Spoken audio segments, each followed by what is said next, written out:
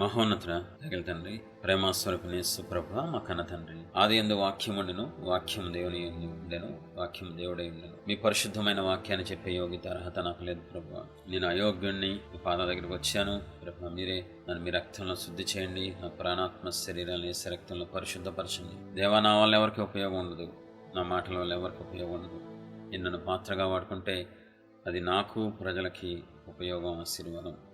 ఈ నీచుణ్ణి, ఈ అలుపుణ్ణి సిలువ చాటును మరుగు చేయండి. 100% సిలువ చాటును మరుగు చేసి అగ్నిఅభిషేకంతో నింపి మీ ప్రజలకి నాకు కావాల్సిన అమూల్యమైన సందేశాన్ని మీరే అందించమని, నన్ను పాత్రగా మాత్రమే వాడుకోమని, ఆత్మకార్యం మీరు బహుబలంగా జరిగించమని, వాక్యం ద్వారా సంధించమని, వాక్యం ద్వారా హృదయాలు తెరవమని, వాక్యం ద్వారా చీకటిని పారద్రోలమని, వాక్యం వింటుండగా దురాత్మలు వెళ్ళగొట్టమని మీ పాదాలు బట్టి వేడుకుంటూ, సాష్టాంగపడి బ్రతిమలాడుకుంటూ, అడుక్కుంటూ నన్ను మీ చేతికి అప్పగించుకుంటూ, ప్రేమస్వరూపి మినిస్ట్రీస్ యొక్క మహాధినేతైన పరిశుద్ధాత్మ తండ్రి మా మధ్యలోకి రమ్మని ప్రేమపూర్వకంగా శిరస్సు నుంచి ఆహ్వానించుకుంటున్నాం.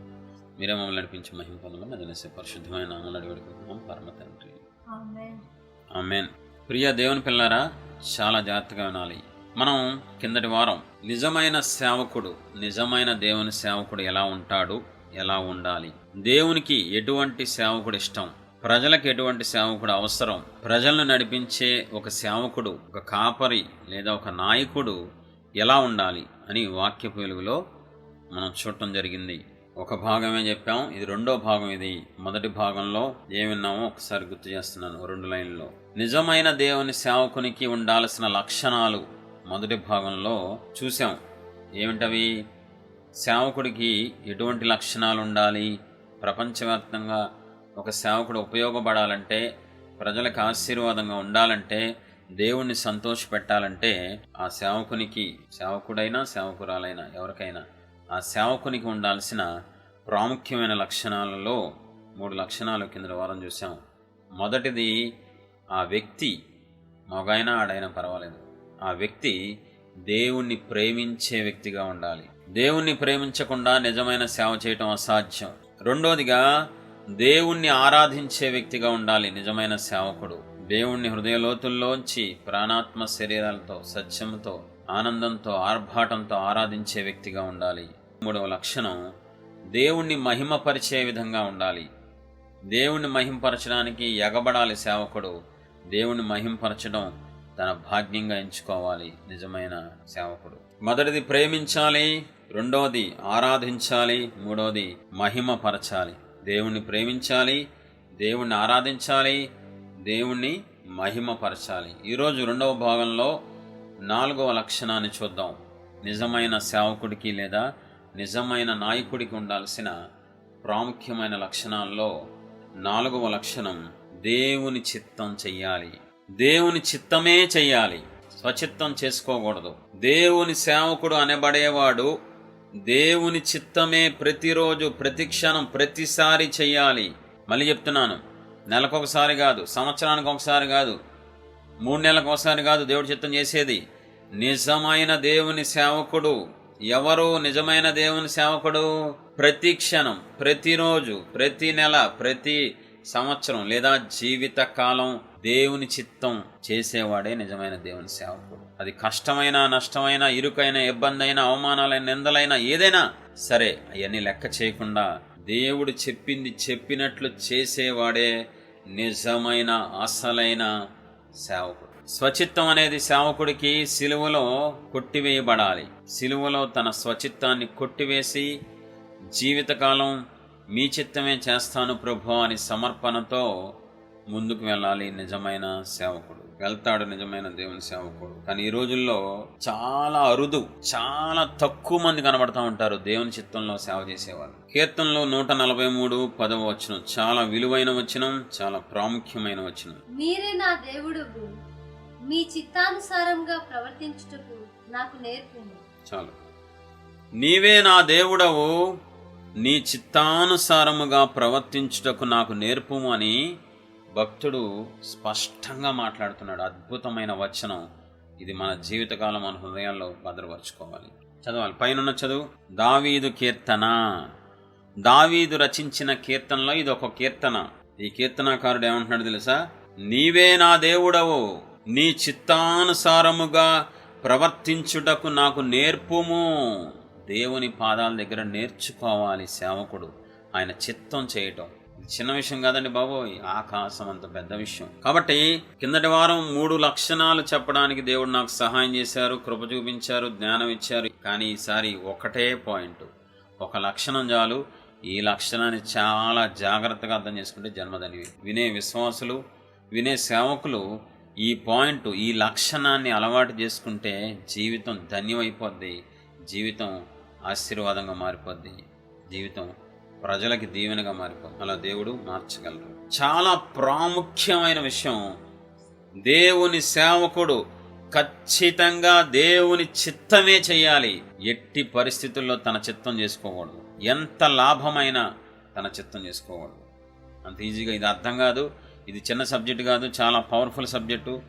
దేవుడు మీ హృదయాలు తెరువునుగాక, మీ మనోనేత్రాలు తెరువునుగాక. నీవే నా దేవుడవు, నీ చిత్తానుసారముగా ప్రవర్తించుటకు నాకు నేర్పుము అంటున్నాడు దావీదు. ఇలా అన్నాడంటే దావీదుకి మనం ముందు వెనక ఆలోచించాలి. ఏం జరిగింది, ఎందుకు అన్నాడు, ఎందుకు ఇలా రాశాడు, దాన్ని ఎందుకు దేవుడు రాయించారు. ఎవరు ఈ మాట అనగలరు? ఏ వ్యక్తి భూమి మీద, ఎటువంటి సేవకుడు ఈ మాట అనగలరు? అందరూ అనగలరా? అందరూ చేయగలరా? అందరూ చేస్తున్నారా? ఆలోచించండి ఒకసారి జాగ్రత్తగా. దావీదు అన్నట్లు అందరూ అనగలరా? దావీదు చెప్పినట్లు అందరూ చెప్పగలరా ఈ రోజుల్లో? అయ్యా మీరు నా దేవుడయ్యా, మీరే నన్ను పిలుచుకున్నారయ్యా సేవకి, నేనెంత, నా బతుకెంత అయ్యా, నేను ఒక చెడిపోయినోడిని, నేను ఒక చెడిపోయిన దాన్ని, పనికిమాలినోడిని, పనికిమాలిన దాన్ని అయ్యా, నా పాపాల చేత మిమ్మల్ని సిలువలో బలి చేశానయ్యా, అయినా నన్ను క్షమించి మీ రక్తంలో కడిగి నాకు ఈ భాగ్యం ఇచ్చారయ్యా, కాబట్టి జీవితాంతం మీ సేవ నేను చేస్తాను, అది మీ చిత్తంలో సేవ చేస్తాను, నాకు నేర్పించండి ప్రభు అని అడిగేవాడు ఎవడున్నాడండి ఈ రోజుల్లో? ఎవడికి వాడు చేసిందే కరెక్టు, తనకి ఏది నచ్చితే అది చేసుకుని వెళ్ళిపోతున్నారండి సేవకులు. ఎందుకండి ఫెయిల్యూర్ అవుతున్నాయి సేవలు? ఎందుకండి భారతదేశంలో లక్షల మంది సేవకులు ఉండగా కొద్ది మంది మాత్రమే కనబడుతున్నారు, కొద్ది మంది మాత్రమే ఆశీర్వదించబడుతున్నారు, కొద్ది మంది మాత్రమే ప్రజలకు ఆశీర్వాదంగా ఉన్నారు? ఎందుకని? వాళ్ళ చిత్తం చేసుకుని వెళ్ళిపోతున్నారు, వాళ్ళకి నచ్చినట్లు సేవ చేసుకుని వెళ్ళిపోతున్నారు. ఇంతకంటే దారుణమైన విషయం, ఇంతకంటే దేవుణ్ణి దుఃఖపెట్టే విషయం ఏది ఉండదండి. చాలా దారుణమైన విషయం, చాలా దుఃఖకరమైన విషయం, చాలా ఏడవాల్సిన విషయం, గుండెలు పగలగొట్టుకునే విషయం అండి. ఒక 10,000 రూపాయలు శాలరీ తీసుకునే ఒక వ్యక్తి తన పైన యజమాను చెప్పినట్లు చేస్తాడండి. అరే రోజువారు కూలి పైన మేస్త్రి చెప్పినట్లు చేస్తాడండి. రోజువారు కూలి మేస్త్రిని అడుగుతాడు, ఇంగో ఈరోజు నేను ఏ భాగం కట్టాలి, బిల్డింగ్లో ఏ పార్ట్ కట్టాలి, ఎలా కట్టాలి, ఏ డిజైన్లో కట్టాలి, ఆ ఇంగిత జ్ఞానం ఈరోజు సేవకుల్లో కొద్ది మందికి లేదు అని చెప్తున్నాను. నన్ను అపార్థం చేసుకోవద్దు, నన్ను క్షమించండి, తప్పని పరిస్థితుల్లో ఇలాంటి మాటలు మాట్లాడుతున్నాను. కొద్దిమంది సేవకులు, అందరినీ అంటలేదు, పరిశుద్ధులు ఉన్నారు, గొప్ప గొప్ప సేవకులు ఉన్నారు. నేను అనేక మందిని మాదిరిగా పెట్టుకున్నాను పరిశుద్ధ సేవకుల్ని. నాకు ఇష్టమైన సేవకులు ఎంతోమంది ఉన్నారు. కొన్ని చెప్పాలి, కొంతమంది బాగుపడాలంటే కొన్నిసార్లు నోరు తెరవాలి. ప్రియ దేవుని పిల్లారా, అరే ఒక చిన్న కూలి అండి, ఒక చిన్న కూలి, రోజువారు కూలి పని చేసుకునేవాడు, కూలివాడు పైగిన యజమాని చెప్పినట్టు చేస్తాడండి. ఈరోజు యజమానుడని పాడతారు, నీవే నా ప్రభు అని పాడతారు, సేవకులు ఆరాధన చేస్తారు, కానీ వాళ్ళ చిత్తమే చేసుకుని వెళ్ళిపోతారు. సంఘం ఎవరిదో నాకు అర్థం కాదు. సంఘం వాళ్ళదా? నాది, నా చర్చి. అంత సీన్ లేదు నీకు నాకు అంత సీన్ లేదండి. మనమెవరం అండి బాబు, మన పనికి మాలలో. దేవుడు తన స్వరక్తం ఇచ్చి సంపాదించుకున్న సంఘం అండి. ప్రజలు మా ప్రజలు కాదు. సేవకులారా, నా తోటి సేవకులారా వింటున్నారా? ప్రజలు మన ప్రజలు కాదు, దేవుని ప్రజలు, మన ప్రజలు కాదు. మనకంత సీన్ లేదు. మనకి ప్రజలు ఎక్కడి నుంచి వస్తారు? మనమే చెడిపోయిన వాళ్ళం. కృప దొరికింది మనకంతే. యేసే డైరెక్ట్గా పేతురుతో, సేవకులందరికీ ఫస్ట్ సేవకుడు లేకపోతే మెయిన్ సేవకుడైన పేతురుతో చెప్తున్నారు. యేసయ్య ఏమంటారు తెలుసా? నా గొర్రెలను కాయి, నీ గొర్రెలు కాదు రే పేతురు, రెచ్చిపో, మాకు పుచ్చిపోతాం అనవసరంగా. నా గొర్రెలు రే, ప్రజలు నా వాళ్ళు, నీ కూల్నే జస్ట్ నీకు ఇన్ఛార్జిగా పెడుతున్నాను తప్ప నువ్వు ఎక్స్ట్రా మాకే. ప్రజలు నా గొర్రెలు. మనం ఆ వాక్యాన్ని ధ్యానిస్తే అర్థమవుద్ది. 3 సందర్భాల్లో యేసు ప్రభువారు చెప్పిన మాట, నా గొర్రెల్ని కాయి, నా గొర్రె పిల్లల్ని, నా నా నా సంఘం అయింది. సంఘంలో ఉన్న ప్రజలు ఆయన ప్రజలండి. ఇది మర్చిపోకూడదు. ఎటువంటి పరిస్థితుల్లో సేవకుడు అనేవాడు మర్చిపోకూడదు. జీవితాంతం గుర్తుపెట్టుకోవాలి. సంఘం సేవకుడిది కాదు, మినిస్ట్రీ సేవకుడిది కాదు, సహవాసం సేవకుడిది కాదు, దేవునిది. దేవుడే పైన ఉండాలి, సేవకుడు కింద ఉండాలి. దేవుడు హెచ్చించబడాలి సంఘాల్లో, మినిస్ట్రీలో, సహవాసంలో. సేవకుడు తగ్గించబడాలి. దేవునికి ఎక్కువ మహిమ వస్తూ ఉండాలి సంఘాల్లో. ఎంతమంది అడుగుతున్నారండి? దేవుని చిత్తం అడిగేవాడు ఎవరున్నారండి ఈ రోజుల్లో? సేవకులు కష్టం కాబట్టి అడగరు. దేవుని చిత్తం చాలా కష్టంగా ఉంటుంది కాబట్టి అడగలేరు. అందుకనే ఈరోజు సేవలో సక్సెస్ లేదు, ఈరోజు సేవలో అభివృద్ధి లేదు. కొంతమందికి అసలు ఆశీర్వాదం అంటే ఏంటో తెలియకుండా సేవకులు కూడా ఉన్నారు నాకు తెలిసిన వాళ్ళలో. కొంచెం ముందుకెళ్దాం. దేవుని సేవకుడు దేవుని చిత్తం చేసేవాడిగా ఉండాలి. దానికి ముందు సేవకునికి అసలు దేవుని చిత్తం అంటే ఏంటి, దేవుని చిత్తం ఎలా తెలుసుకోవాలి, దేవుని చిత్తం ఎందుకు చెయ్యాలి, దేవుని చిత్తం చేస్తే కలిగే ప్రయోజనాలేంటి, దేవుని చిత్తం చెయ్యకపోతే వచ్చే నష్టాలేంటో క్లారిటీగా తెలిసి ఉండాలండి. ప్రియ దేవుని సంఘమా, వీటి గురించి పరిపూర్ణమైన అవగాహన లేకుండా ఒక సేవకుడు నిజమైన సేవ చేయలేడు. రేపొద్దున పరలోకంలో నమ్మకమైన మంచి దాసుడా లేక దాసురాలా అని అనిపించుకోలేరు. మళ్ళీ ఒకసారి గుర్తు చేస్తున్నా, ఇది చాలా ప్రాముఖ్యమైన విషయం. అందుకని ఈరోజు ఒక లక్షణమే తీసుకున్నాను. ఒక లక్షణాన్ని జాగ్రత్తగా నెమ్మదిగా పరిశీలిద్దాం, నెమ్మదిగా అర్థం చేసుకొని హృదయాల్లో భద్రపరుచుకుందాం, వాటి ప్రకారం జీవిద్దాం. ముందు దేవుని సేవకుడనే పిలిపించుకునే ఒక వ్యక్తికి దేవుని చిత్తం అంటే ఏంటి, దేవుని చిత్తం ఎలా తెలుసుకోవాలి, దేవుని చిత్తం ఎందుకు తెలుసుకోవాలి, దేవుని చిత్తం చేస్తే నాకు ఎంత ప్రయోజనం, నా సంఘానికి ఎంత ప్రయోజనమో ప్రతి సేవకుడికి తెలిసి ఉండాలి. ఒకవేళ నేను దేవుని చిత్తం చేయకపోతే అది ఎంత నష్టమో, దేవుడికి ఎంత దుఃఖమో తెలిసి ఉండాలి. ఈ సబ్జెక్ట్ గురించి పరిపూర్ణ అవగాహన లేకుండా సేవ చేయటం చాలా కష్టం అండి. నేను ఒక మాట మాత్రం అనుభవపూర్వకంగా చెప్పగలను. నాది అనుభవ సాక్ష్యం బలంగా ఉంటుంది. చదివిన దానికంటే, చూసిన దానికంటే అనుభవించింది చాలా గొప్పగా ఉంటుంది.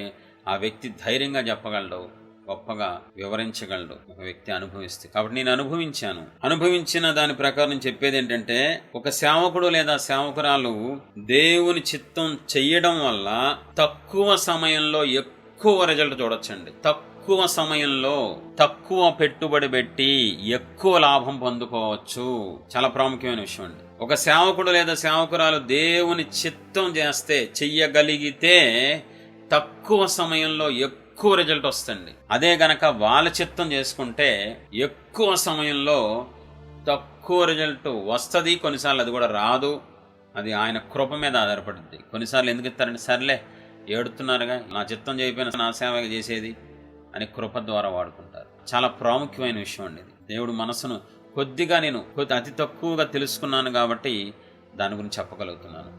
కొన్నిసార్లు దేవుని చిత్తం చేయకపోయినా సేవకులు కొద్దిగా అభివృద్ధి కనబడుతుంది. అక్కడ మనం పొరపాటు పడకూడదు, అక్కడ మనం మోసపోకూడదు, వాళ్ళు మోసపోకూడదు. ఏంట్రా నీ ఇష్టం వచ్చినట్టు చెప్తున్నావు అనుకుంటున్నారా? సందర్భం ఒకటి చెప్పనా, ఇలా జరిగిద్దని సందర్భం చెప్పనా.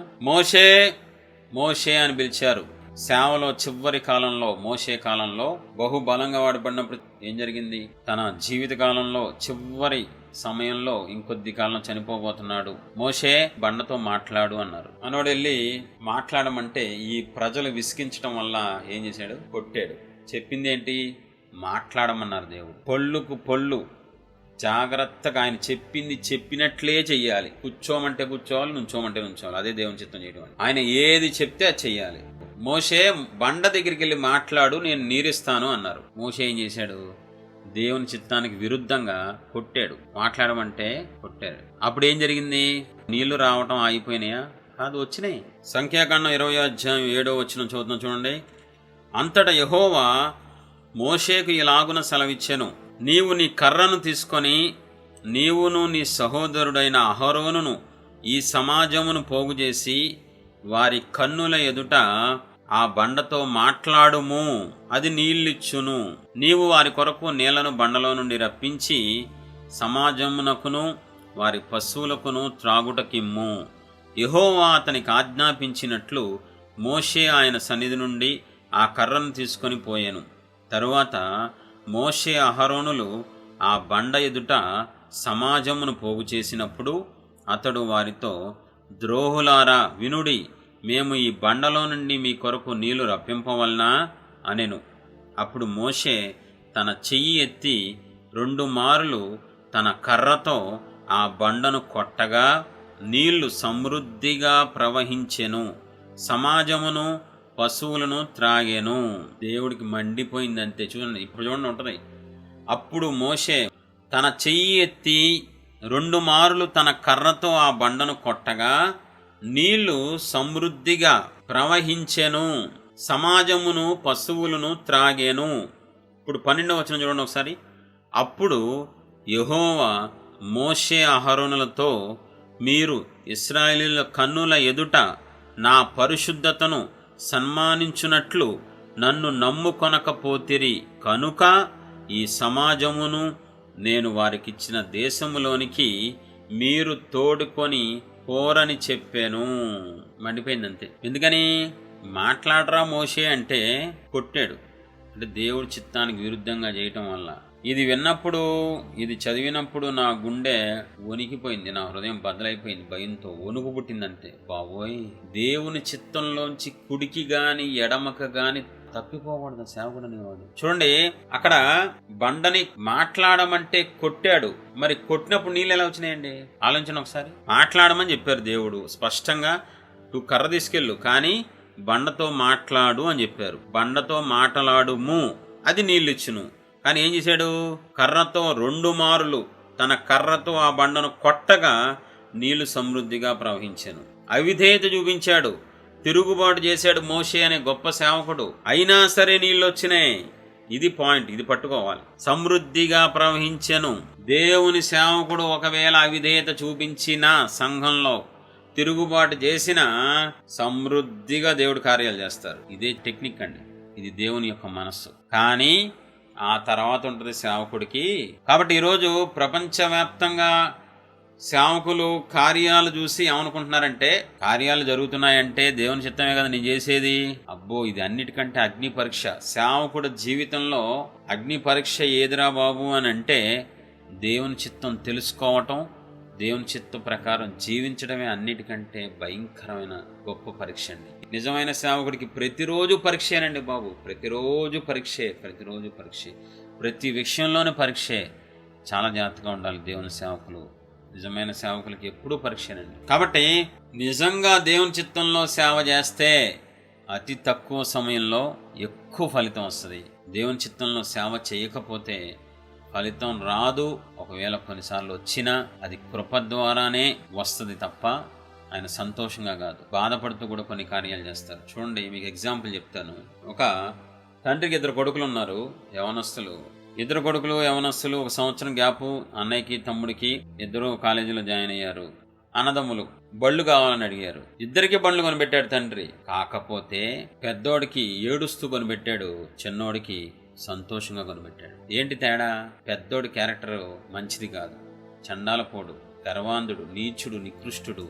చిన్నోడు లోబడతాడు, తండ్రిని సంతోషపెట్టేవాడు. కొన్నిసార్లు ఈ లోకపు తల్లిదండ్రులు కొన్నిసార్లు సంతోషంగా కొన్ని చేస్తారు, కొన్ని ఏడుస్తూ చేస్తారు. వీడికి పోకపోతే ఏడుతాడు రా బాబు, గొడవ చేస్తాడు, రోజు నన్ను సావగొడతాడు, పడుకోనవడు అని కొనిపెట్టాడు తండ్రి. ఎలాగ దేవుడు కార్యాలు చేస్తున్నారన్నది చాలా ప్రాముఖ్యమైన విషయం. కొన్నిసార్లు ఆయన ఏడుస్తూ కూడా కార్యాలు చేస్తారు. ఎందుకంటే ప్రజలు ఆయన ప్రజలు కాబట్టి, అక్కడ అవసరత ఉంది కాబట్టి.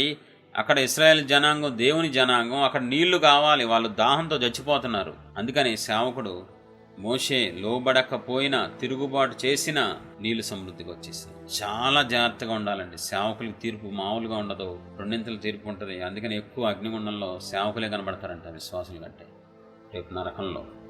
కాబట్టి చాలా జాగ్రత్తగా ఉండాలి. సబ్జెక్ట్ చాలా పవర్ఫుల్ సబ్జెక్టు, అంత ఈజీగా అర్థం కాదు. ముందుకెళ్దాం. ప్రతి సేవకుడు దేవుని చిత్తం చెయ్యటానికి ఎగబడాలి, ఆరాటపడాలి, ఆతృత పడాలి. దేవుని చిత్తం చేస్తే ఎలా ఉంటుందో తెలుసా? తక్కువ సమయంలో ఎక్కువ రిజల్ట్ వస్తుంది. ఎగ్జాంపుల్, యోనా దేవుని చిత్తంలో నినివే పట్టణానికి వెళ్ళాడు. దేవుని మాట చెప్పుని వెళ్ళాడు. దేవుని చిత్తంలో వెళ్ళి ప్రసంగం చేశాడు. ఒక్క ప్రసంగానికి 120,000 మంది మారు మనసు పొందారు. ఒక్క ప్రసంగానికి. దేవుని చిత్తంలో సేవ చేస్తే అద్భుతాలు, ఆశ్చర్యాలు జరుగుతాయి. పేతురు దేవుని చిత్తంలో నిలబడి ప్రసంగం చేస్తే ఒక్క ప్రసంగానికి 5,000 మంది పట్టబడ్డారు. ఒక్క ప్రసంగానికి 3,000 మంది పట్టబడ్డారు. ఆలోచించండి ప్రియ దేవుని పిల్లారా, నీ ప్రసంగానికి మారు మనసు పొందుతున్నారా జనాలు, లేక దులిపేసుకుని వెళ్ళిపోతున్నారా? చెప్పండి. నా తోటి సేవకులారా, ఈ వాక్యాన్ని వినే సేవకులారా, మిమ్మల్ని ఒక సహోదరుడుగా, మీరు నాకంటే పెద్ద అయితే తమ్ముడుగా, మీరు నాకంటే చిన్న అయితే అన్నయ్యగా అడుగుతున్నాను. మీరు చెప్పే ప్రసంగాల ద్వారా ప్రజలు రక్షించబడుతున్నారా?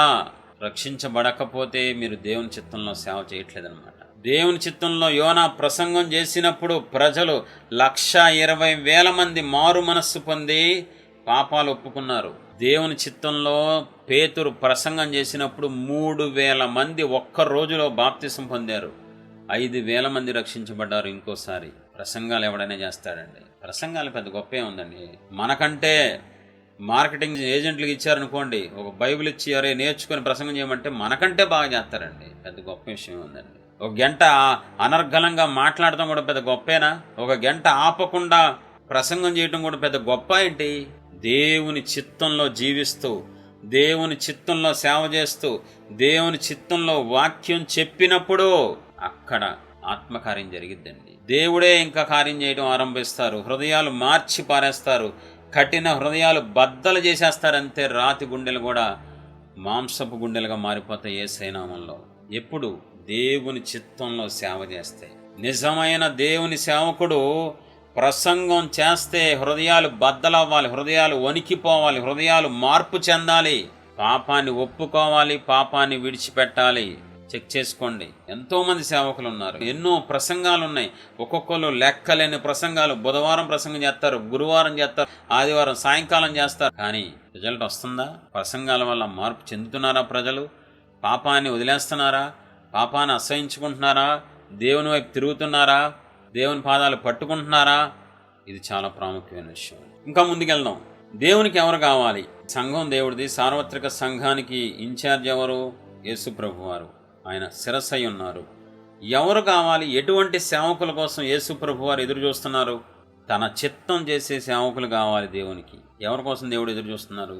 తన చిత్తం భూమి మీద నెరవేర్చే నిజమైన సేవకుల కోసం దేవుడు దివారాత్రులు ఎదురు చూస్తున్నారండి. ప్రతి చిన్న విషయంలో దేవుని మీద ఆధారపడి దేవుని దగ్గర విచారణ చేసి దేవుని చిత్తం చేసే సేవకుల కోసం దేవాది దేవుడు, విశ్వ నిర్మాత, మహాదేవుడు, పరిశుద్ధ దేవుడు ఎదురు చూస్తున్నారండి. రెండవదిగా దేవుని పిల్లలకి ఎవరు కావాలి? విశ్వాసులకి ఎవరు కావాలి? వాళ్ళ చిత్తం చేసుకొని నాశనం అయిపోయి విశ్వాసులు కూడా నాశనం చేసేవాళ్ళు కావాలా? అటువంటి వాళ్ళు విశ్వాసులు కోరుకుంటారు ఈ రోజుల్లో? విశ్వాసుల్లో ఒక దాహం ఉందండి. నేను గమనించాను, విశ్వాసుల్లో చాలా మందిలో ఒక దాహం ఉంది.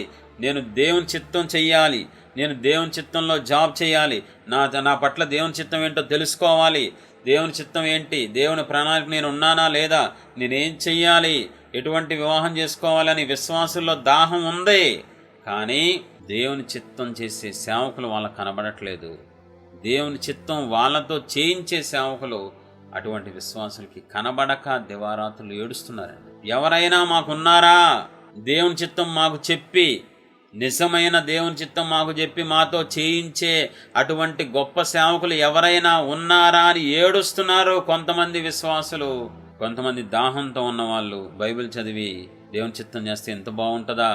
చాలా తక్కువ మంది ఆశ నెరవేర్చబడుతుందండి ఈ రోజుల్లో. ఎందుకంటే దేవుని చిత్తం చేసే సేవకుల కంటే దేవుని చిత్తం చెయ్యని సేవకులు ఎక్కువ అయిపోయారు. 100 మంది సేవకుల్లో 10 మంది ఉంటే ఎక్కువ అండి, 5 ఉంటే ఇంకా ఎక్కువ. ఒక 100 మంది సేవకులు పూర్తిగా వాళ్ళ చిత్తమే చేసుకుంటారంతే, వాళ్ళకి నచ్చినట్టు చేసుకుంటారంతే. ముందుకెళ్తే మీకు అర్థం అవుతుంది. దేవుని చిత్తం ఎలా తెలుస్తుంది ఒక సేవకుడికి? ఇప్పుడు చూద్దాం, మెయిన్ పాయింట్లోకి వెళ్దాం, క్లారిటీగా తెలుసుకుందాం. దేవుని చిత్తం ఎలా తెలుస్తుంది ఒక సేవకుడికి? అపోస్తల కార్యములు 2వ అధ్యాయం 38వ వచనం. పేతురు, మీరు మారు మనస్సు పొంది పాప క్షమాపణ నిమిత్తము ప్రతివాడు యేసుక్రీస్తు నామమున బాప్తిస్మము పొందుడి, అప్పుడు మీరు పరిశుద్ధాత్మ వరము పొందుదురు. అప్పుడు మీరు పరిశుద్ధాత్మ దేవుణ్ణి పొందుకుంటారు. ఆయన మీ మీదకు వస్తారు, మీ లోపల నుంచి.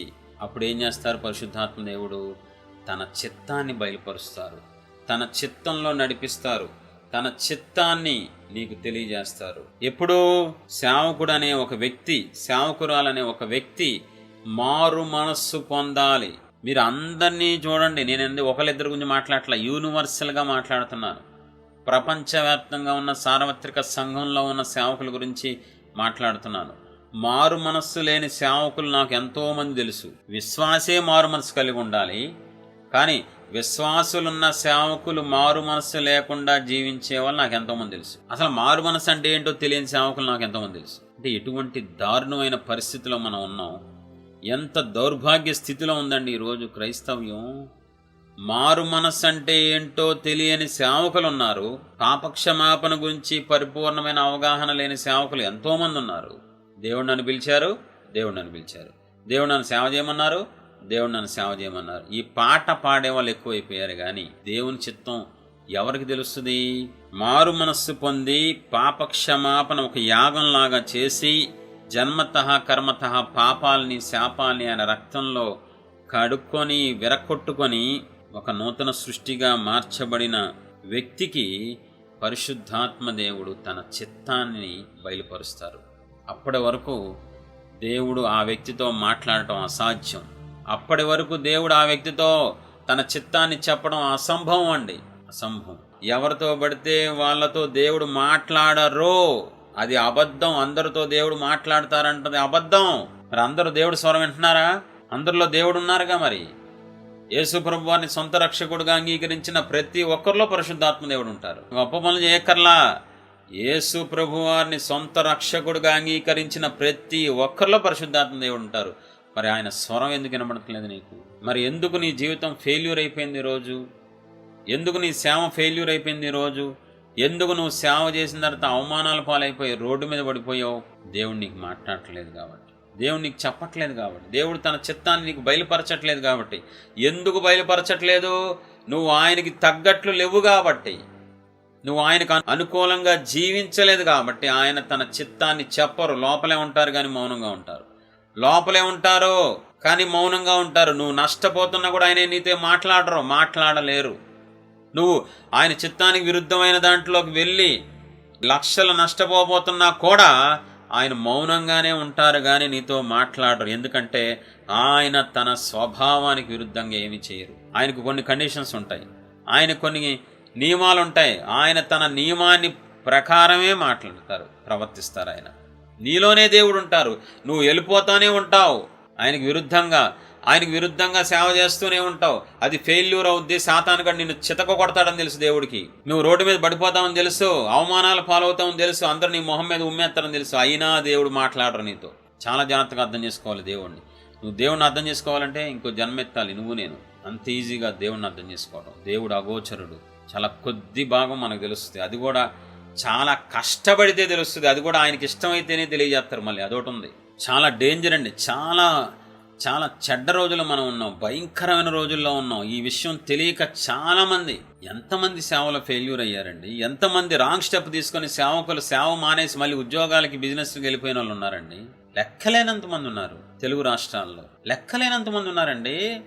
సేవ ఫెయిల్యూర్ అయిపోయిన వాళ్ళు, సేవలో ఓడిపోయిన వాళ్ళు, సేవలో సక్సెస్ చూడని వాళ్ళు, మధ్యలో సేవ ఆపేసి వెనక్కి వెళ్ళిపోయిన వాళ్ళు ఎంతోమంది ఉన్నారండి. అభివృద్ధి లేని వాళ్ళు ఎంతోమంది ఉన్నారు. ఆశీర్వాదం లేకుండా ఉన్న సేవకులు ఎంతోమంది ఉన్నారు. మధ్యలో వెళ్ళిపోయిన సేవకులు ఎంతోమంది ఉన్నారు. నష్టపోయిన సేవకులు ఎంతోమంది ఉన్నారు. అవమానాలు నిందల పాలైపోయిన సేవకులు ఈ భూమి మీద, మన రాష్ట్రాల్లో, మన చుట్టుపక్కల ప్రాంతాల్లో ఎంతోమంది ఉన్నారు.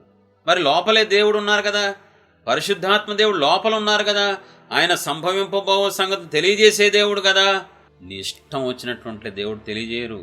నీకు నచ్చినట్టు బ్రతికి నువ్వు దేవా అని పిలిస్తే అని పలకడానికి అల్లాటప్ప దేవుడు కాదైనా. మహారోషం గల దేవుడు ఆయన, మహారోషం గల దేవుడు.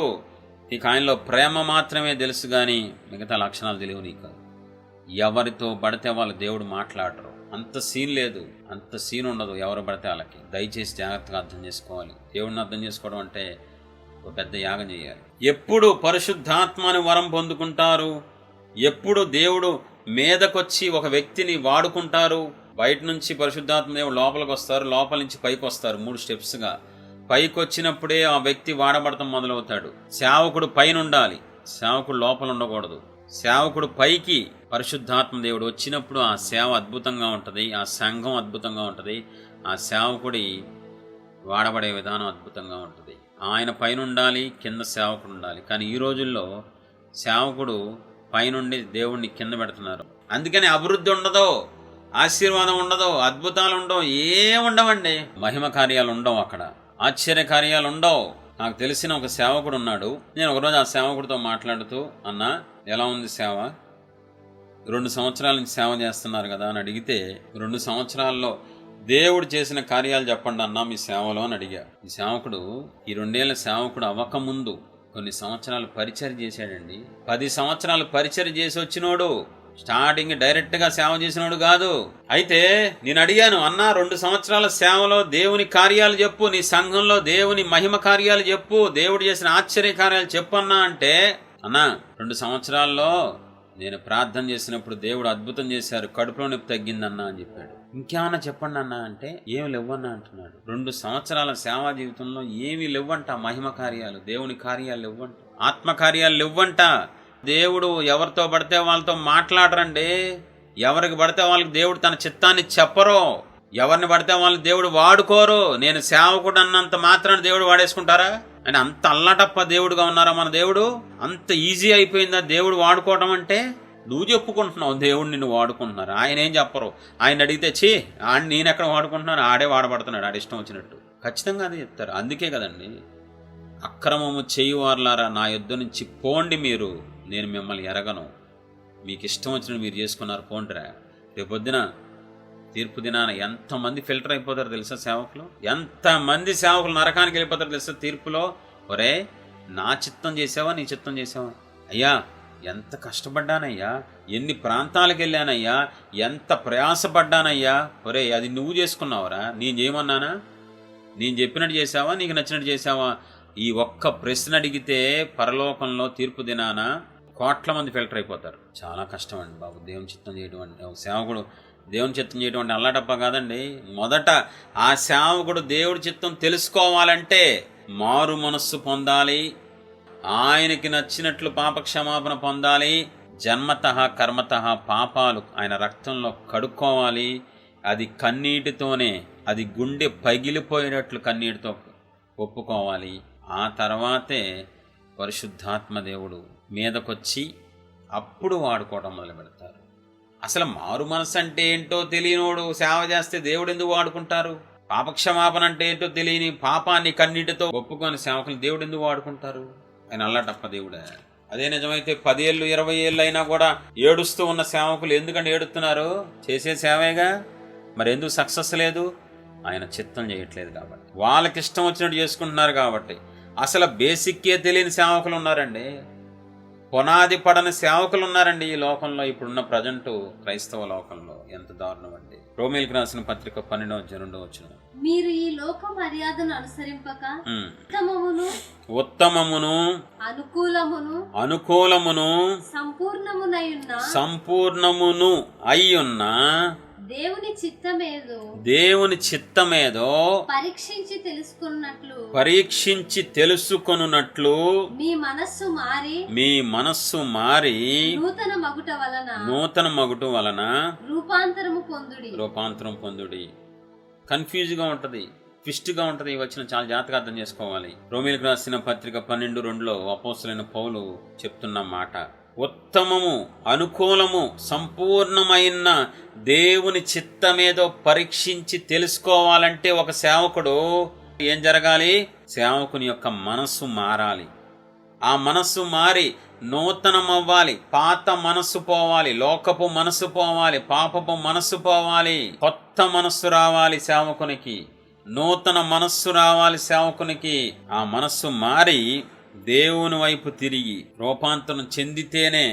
అది ఎలా చెందిద్ది రూపాంతరం? ఒక మనస్సు పాప క్షమాపణ ద్వారా మనసు మారిద్ది. 100 మంది సాక్ష్యం ఇస్తారండి. మా దగ్గర ఉన్న విశ్వాసంలో అనేక మంది సాక్ష్యం ఇస్తారు. పాపాన్ని ఒప్పుకోకముందు నా మనస్తత్వం ఒక రకంగా ఉంది, నా పాపాన్ని ఒప్పుకున్న తర్వాత ఒక రకంగా ఉంది. కన్నీటితో నా పాపాన్ని ఒప్పుకోకముందు నా స్వభావం ఒక రకంగా ఉంది, కన్నీటితో నా పాపాన్ని ఒప్పుకున్న తర్వాత నా స్వభావం ఒక రకంగా ఉందని నాకు ఎంతోమంది చెప్పారు, లెక్కలేనంత మంది. అదే రోమీలకు రాసిన పత్రికలో ఉంటుంది. దేవుని చిత్తం ఏదో పరీక్షించి తెలుసుకోవాలంటే ఫస్ట్ మనస్సు మారాలి. ఆ మనస్సు ఎలా మారిద్ది? నా మనసు మారిపోయింది తెలుసా, నా మనసు మారిపోయింది తెలుసా, అలాటప్పగా అనిపిస్తుందండి నీకు మనసు మారటం అంటే. ఆ మనస్సు పాప క్షమాపణ ద్వారానే మారిద్ది. దైవ చిత్తానుసారమైన దుఃఖము రక్షణార్థమైన మారు మనస్సు కలుగజేయను. ఒక వ్యక్తి లోకంలో పాపంలో శాపంలో ఉన్న ఒక వ్యక్తి మనస్సు ఎప్పుడు మారిద్ది, ఎలా మారిద్ది? దైవ చిత్తానుసారమైన దుఃఖము. పరిశుద్ధాత్మ దేవుడు ఆ వ్యక్తిని ఒప్పిస్తే పాపమును గూర్చి గుండె పగిలేలాగా కొంతకాలం, కొన్ని గంటలు కాదు సుమా, కొన్ని నిమిషాలు కాదు సుమా, అండర్లైన్ చేసుకోండి ప్రియ దేవుని పిల్లారా, కొంతకాలం, అది కొంతకాలం పట్టే ప్రక్రియ. ఒక రోజులో ఒక గంటలో అయ్యేది కాదు అది. పరిశుద్ధాత్మ దేవుని కంట్రోల్లోకి ఒక వ్యక్తి వెళ్ళినప్పుడు పరిశుద్ధాత్మ దేవుడు ఆ వ్యక్తిని కన్నీటి ధారలతో ఒప్పించినప్పుడు, దివారాత్రులు కన్నీటితో కొంతకాలం ఒప్పుకున్నప్పుడు దేవుని సహాయంతో అప్పుడు కొద్ది కొద్దిగా మనసు మారి రూపాంతరం చెందిద్దండి. అలా ఎవరి మనసు అయితే మారి, పాపపు మనసు, భ్రష్ట మనసు, అపవిత్రమైన మనసు, చెడిపోయిన మనసు, నీచమైన మనసు మారి పాపాలు ఒప్పుకోవటం వల్ల, పాప క్షమాపణ ద్వారా నూతన మనస్సు వస్తుందో, రూపాంతరం చెందిద్దో, ఆ వ్యక్తితో దేవుడు మాట్లాడటానికి ఇష్టపడతారే తప్ప, నేను సేవకు వచ్చేసాను, నేను ఉద్యోగం వదిలేసి వచ్చేసాను, నేను బిజినెస్ మానేసి వచ్చేసాను అన్నంత మాత్రాన దేవుడు తనతో మాట్లాడలేరు, మాట్లాడటానికి ఇష్టపడరు. దేవుని చిత్తం ఎలా తెలుస్తుంది? మారు మనస్సు పొందుకొని పాపక్షమాపణ పొందుకుంటేనే తెలుస్తుంది. మనస్సు పూర్తిగా మారి దేవుని వైపు తిరిగితేనే దేవుని చిత్తం తెలియజేస్తారు దేవుడు. ఇప్పుడు చూద్దాం నెక్స్ట్ భాగం. దేవుని చిత్తం ఎవరికి తెలుస్తుంది, ఎలా తెలుస్తుంది? మారు మనస్సు పొంది పాపక్షమాపణ పొంది తెలుస్తుంది. ఇప్పుడు ఎటువంటి వ్యక్తులకు తెలుస్తుంది? దాంట్లోనే కొంచెం ముందుకు వెళ్తున్నాం. ఆయనతో నడిచే వారికి తెలుస్తుంది, ఆయన్ని ప్రేమించే వారికి తెలుస్తుంది దేవుని చిత్తం. తన సంతోషం కంటే దేవుని సంతోషమే నాకు ముఖ్యం, ఆయన సంతోషం కోసం నేను ఏమైనా అయిపోతాను అనుకున్న వ్యక్తులకు మాత్రమే దేవుడి చిత్తం తెలుస్తుంది. ఎగ్జాంపుల్, దేవునితో నడిచేవారికి, నోవహు దేవునితో నడిచేవాడు కాబట్టే దేవుడు తన చిత్తాన్ని బయలుపరిచి, ఇదిగో నోవహు, ఇదిగో నీకోసం ఒక ఓడ కట్టుకో, ఇన్ని అంతస్తులు ఉండాలి, ఇన్ని కిటికీలు ఉండాలి, ఎంత ఉండాలి, ఇంకో కీలుతో పోయాలి, అది చెయ్యాలి, ఇది చెయ్యాలి, పూర్తి క్లారిటీగా ఫుల్ మ్యాప్ ఇచ్చేసారండి. దేవుడు సంఘంలో సేవకుడికి ఫుల్ మ్యాప్ ఇవ్వాలి. ఇవ్వకపోతే అయిపోయింది సీన్. ఖచ్చితంగా సాతాను గట్రా ఇచ్చిపోతాడు. సార్వత్రిక సంఘంలో, ఒక మినిస్ట్రీలోనో, ఒక సహవాసంలోనో, ఒక డినామినేషన్ ఏదైనా సరే, ఎక్కడైనా పర్వాలా, దేవుడు మ్యాప్ ఇవ్వాలి ఖచ్చితంగా సేవకుడికి లేదా సేవకురాలి. 8 మంది రక్షించబడటానికే 8 మంది మనుషులే ఉన్నారు అక్కడ, అంతే. నోహు భార్య, 3 కొడుకులు, 3 కోడళ్ళు, 8 మందే. 8 మంది రక్షించడానికే ఏదో ఒక ఓడ చేసుకోమనొచ్చుగా, ఏదో రకంగా చేసుకొని మీరు జీవరాశులు బతికిపోంటారు అనొచ్చు కదండి. ఆయనకి అలా ఇష్టం ఉండదు, క్లారిటీగా చెప్తారు. ఏదైనా ప్రతిదీ చెప్పారండి. ఓడ గురించి 3 అంతస్తులు ఉండాలి, కిటికీలు ఉండాలి, ఎంత సైజు ఉండాలి, ఏ మెటీరియల్తో వాడాలి, ఎలా ఉండాలో మొత్తం ఉంటుందండి బైబిల్లో. షాక్ అన్నమాట. దేవుడు తన చిత్తాన్ని స్పష్టంగా తెలియజేస్తారు. ఎక్కడికి వెళ్ళాలి, ఏం చెయ్యాలి, ఎలా చెయ్యాలి అన్నీ చెప్తారండి దేవుడు. అసలు వినే మైండ్ ఉండాలిగా సేవకుడికి. అసలు దేవుడి చిత్తం చెప్తారని తెలిసి ఉండాలిగా. నేను చేసేది కరెక్టో, నేను చేసేది సేవ, నేను చేసేది ఏదైనా పర్వాలా, ఆ దేవుడు అంగీకరించేస్తారు. అబ్బే, అంత సీన్ ఉండదు. మహాదేవుడు ఆయన, రోషం గల దేవుడు. తన చిత్తం చేస్తేనే రేపు సేవకుడిని అంగీకరిస్తారు, సేవకురాలను అంగీకరిస్తారు, లేదా పరలోకం తీసుకోరు ఆయన. కాబట్టి నోవహుకు దేవుడు తన చిత్తాన్ని బయలుపరిచారు. దేవుని ప్రేమించే వాళ్ళకి మాత్రమే దేవుడు తన చిత్తాన్ని బయలుపరుస్తారు. దావీదు దేవుని అమితంగా ప్రేమించాడండి చిన్న వయసు నుంచి. అందుకే దావీదు విచారం చేసినప్పుడు దేవుడు ప్రతిసారి దావీదుకి దేవుడు తన చిత్తాన్ని బయలుపరిచేవాళ్ళండి. ప్రేమించకుండా దేవుడు తన చిత్తాన్ని బయలుపరచరు. తన సంతోషం కంటే దేవుని సంతోషమే ప్రాముఖ్యం అనుకునే వాళ్ళకి దేవుడు తన చిత్తాన్ని బయలుపరుస్తారు. అపోస్తలుడైన పౌలు చూస్తే ఎన్నో శ్రమలు పడ్డాడండి దేవుని రాజ్యం కట్టడం కోసం. సమర్పించుకున్నాడు, ఒక తీర్మానం చేసుకున్నాడు పౌలు, నా సంతోషం కంటే దేవుడి సంతోషమే నాకు ముఖ్యం. ఆ మాట బహుశా ఎవరో అని ఉంటారండి. నేను మనుషుల్ని సంతోషపెట్టకూర్చున్నానా, దేవుని సంతోషపెట్టగోరుచున్నానా? ఆ మాట అద్భుతమైన మాట. దేవుణ్ణి అమితంగా ప్రేమించాడు, కృతజ్ఞత కలిగిన వాడు కాబట్టి పౌలు నేను దేవుణ్ణి సంతోషపెట్టగోరుచున్నాను అన్న మాట అనగలిగినాడు. అటువంటి వ్యక్తులకి దేవుడు తన చిత్తాన్ని బయలుపరిచి, మర్మాలు బయలుపరిచి గొప్పగా వాడుకుంటారు. ప్రపంచానికి మాదిరైపోయాడు పౌలు. ఎందుకని? తన సంతోషం కంటే దేవుని సంతోషమే నాకు మహాభాగ్యంగా ఎంచుకున్నాడండి ఆయన. ఎవరున్నారండి ఈ రోజుల్లో అటువంటి సేవకులు? కంఫర్ట్ కోరుకుంటారు, వాళ్ళకి నచ్చినట్టు చేసుకుని వెళ్ళిపోతారు. వాళ్ళకి ఏది ఇష్టమైతే, ఎక్కడ సౌకర్యం వస్తే, ఎక్కడ కానుకలు వస్తే అక్కడ సేవకు చేసుకునే సేవకులు ఉన్నారే కానీ నేను దేవుని చిత్తం చేయాలి, సంఘం నాది కాదు దేవుడిది, ప్రజలు నా వాళ్ళు కాదు, దేవుడు ప్రజలు, నేను చేస్తే నా శరీరంతో నిర్ణయాలు తీసుకుంటే అది నష్టపోతాను ఆలోచించుకునే వాళ్ళు ఎక్కడున్నారండి ఈ రోజుల్లో? ఎక్కడున్నారండి ఈ రోజుల్లో? భూతత్వంలో ఎత్తుక్కోవాలి. మీకు అర్థమవుతుంది అనుకుంటున్నాను. దేవుడి చిత్తం చేయాలి సేవకుడు అనేవాడు. ఎలా చేస్తాడు? దేవుడి చిత్తం తెలుసుకుంటే చేయగలడు. ఎలా తెలుస్తుంది? మారు మనస్సు పొంది పాపక్షమాపణ పొందుకున్న వ్యక్తులకి పరిశుద్ధాత్మ దేవుడు తన చిత్తాన్ని బయలుపరిచి అద్భుతంగా వాడుకుంటారు. ఎవరెవరికి చెప్తారు? ఆయన్ని అమితంగా ప్రేమించే వాళ్ళకి చెప్తారు, ఆయనతో నడిచే వాళ్ళకి చెప్తారు ఆయన తన చిత్తాన్ని. ఆయన సంతోషమే గొప్పగా ఎంచుకొని నా దేవుడు సంతోషమే నా సంతోషం అని అనుకునే వాళ్ళకి దేవుడు తన చిత్తాన్ని బయలుపరుస్తారు. కానీ ఇష్టం వచ్చినట్టు ఉండే వాళ్ళకి, గర్వాంధులకి, అహంకారులకి దేవుడు తన చిత్తాన్ని చెప్పరండి. ఎట్టి పరిస్థితుల్లో చెప్పరు. ఒక చిన్న ఎగ్జాంపుల్ చెప్తున్నాను తప్పని పరిస్థితుల్లో మీకు అర్థం అవటం కోసం. 35 సంవత్సరాలకు నేను సేవకు పిలువబడ్డాను. 35 సంవత్సరాలకి, ఇప్పటికీ 6 సంవత్సరాలు కంప్లీట్ అయింది సేవలో. 35 ఏళ్ళకి దేవుడు నన్ను పిలిచినప్పుడు, ఇంకా నేను సేవకుడు అవ్వకముందు, సేవకుడిగా నేను అభిషేకం పొందుకోక ముందు జరిగిన సంఘటన. ఒకరోజు నేను ఇంట్లో మోకాళ్ళు వేసి, ప్రభువా సెలూన్కి వెళ్తున్నాను, నాకు మీ సన్నిధి తోడుగా ఉంచండి, రక్తకోట్ల భద్రపరచమని ఇంకా బయలుదేరుతున్నాను. నాకు బాగా అలవాటు, విశ్వాసగా ఉన్నప్పుడే ఇంట్లోంచి బయలుదేరేటప్పుడు నేను మోకాళ్ళు వేసి ప్రార్థన చేసుకుని బయలుదేరుతాను. అది చిన్న అలవాటు, నాకు దేవుని సహాయం వల్ల అలవాటైంది. నేను మోకాలు వేసుకొని, అప్పటికే దేవుడు నన్ను పిలిచారు కానీ ఇంకా సేవకుడుగా నేను అవ్వాల. మినిస్ట్రీ స్టార్ట్ అవ్వలేదు, సేవకుడుగా నేను అభిషేకం పొందుకోవాలా. దానికి ముందు కొన్ని నెలల కింద జరిగిన సంఘటన. దేవుడు లోపల నుంచి ప్రేరేపణ, విపరీతమైన ప్రేరేపణ.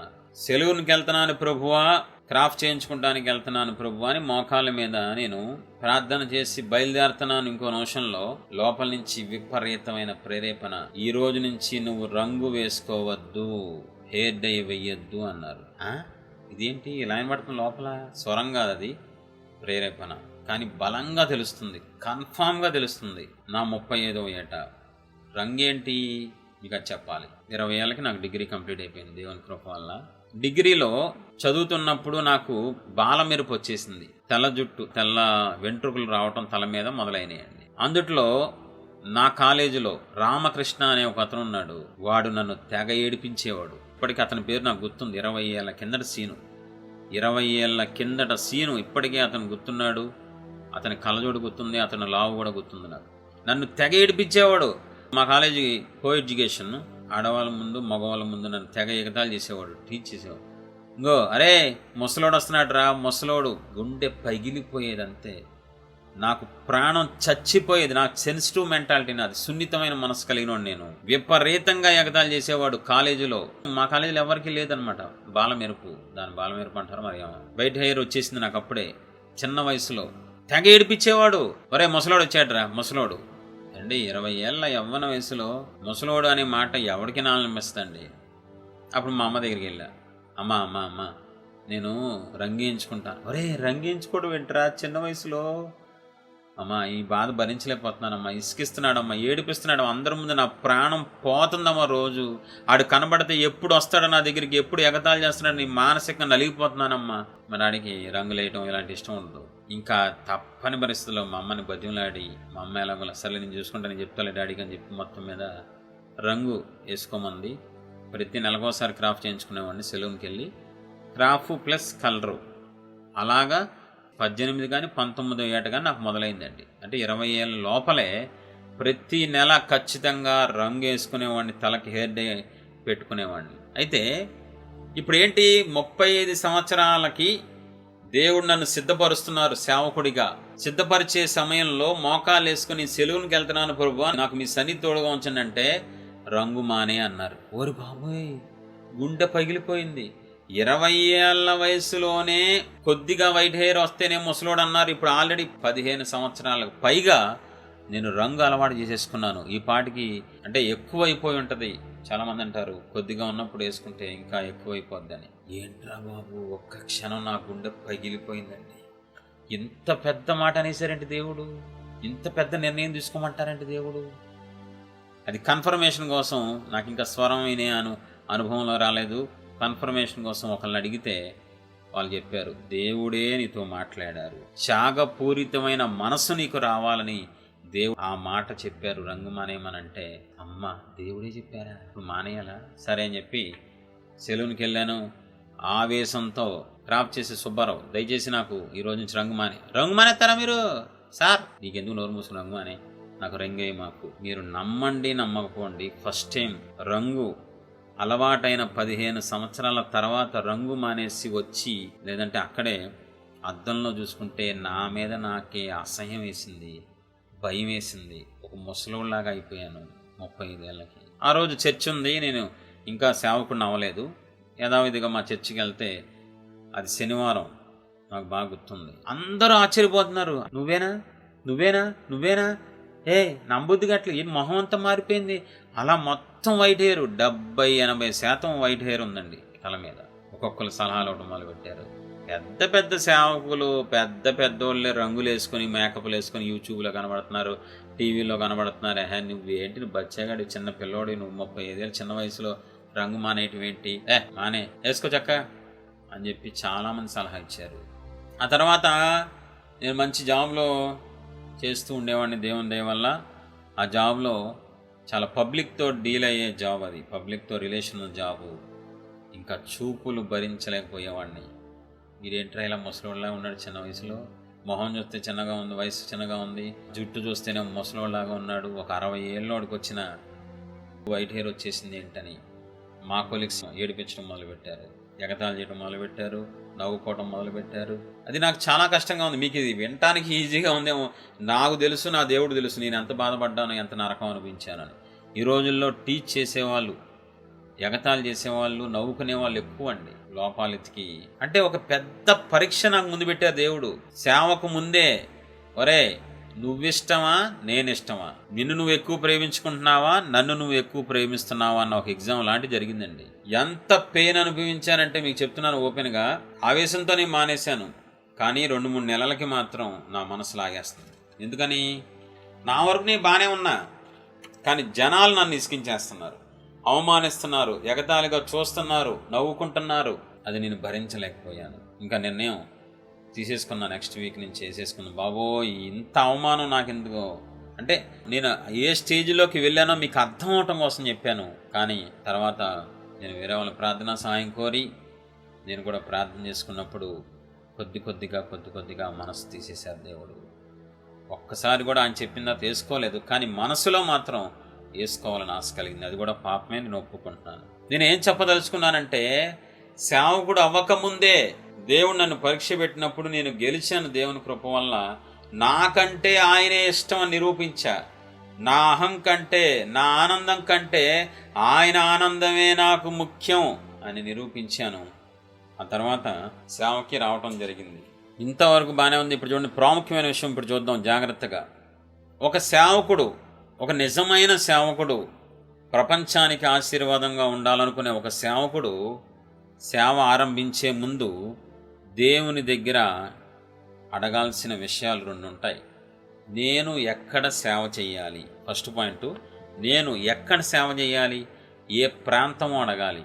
రెండోదిగా నా పిలుపేంటి ప్రభు అని అడగాలి. మీరు సేవ అంటే ప్రతి ఒక్కళ్ళు చేసే సేవ అనుకుంటున్నారా? అంత సీనే ఉండదు. రేపు పొద్దున 1,00,000 మంది సేవకుల్లో పైన పరలోకంలో తీర్పు తీర్చినప్పుడు మొత్తం ఒక 100-1000 మంది మిగులుతారు, మిగతా అందరూ ఫిల్టర్ అయిపోతాం, నరకం దోసేస్తారు గ్యారంటీకి దేవుడు. గ్యారంటీ చెప్తున్నా, ఎందుకంటే వాళ్ళకి ఇష్టం వచ్చినట్టు సేవ చేసుకుంటారని. ఖచ్చితంగా అడగాల్సిన ప్రాముఖ్యమైన 2 పాయింట్లు ఉంటాయి. ఒకటి, ఎక్కడ చేయాలి ప్రభు ఆ సేవని, ఏ ప్రాంతం చేయాలి, ఏ రాష్ట్రం చేయాలి, ఏ జిల్లాలో చేయాలి, ఏ ఊళ్ళో చేయాలి, ఏ రోడ్లో చేయాలో కూడా దేవుణ్ణి అడగాలి. ఎవరు అడుగుతారు? మనసు మారిన వాళ్ళు అడుగుతారు. ఎవరు అడుగుతారు? దేవుణ్ణి ప్రేమించే వాళ్ళు అడుగుతారు. ఎవరు అడుగుతారు? దేవునితో నడిచే వాళ్ళు అడుగుతారు. ఎవరు అడుగుతారు? నాకంటే ప్రాణం పెట్టిన నా దేవుడే ఎక్కువ అనుకునే వాళ్ళు అడుగుతారు. మిగతా వాళ్ళు అడగరు. వాళ్ళకి నచ్చిన చోట వాళ్ళకి నచ్చిన ప్రాంతంలో చేసుకుని వెళ్ళిపోతారు. అది సక్సెస్ అవ్వదు, దేవుడికి మండిద్ది, దేవుడు హస్తం ఉండదు వాళ్ళ దగ్గర. 2 ప్రాముఖ్యమైన విషయాలు ఉంటాయి సేవకుడికి లేదా సేవకురాలకి. ఎక్కడ చెయ్యాలి ప్రభువా సేవ?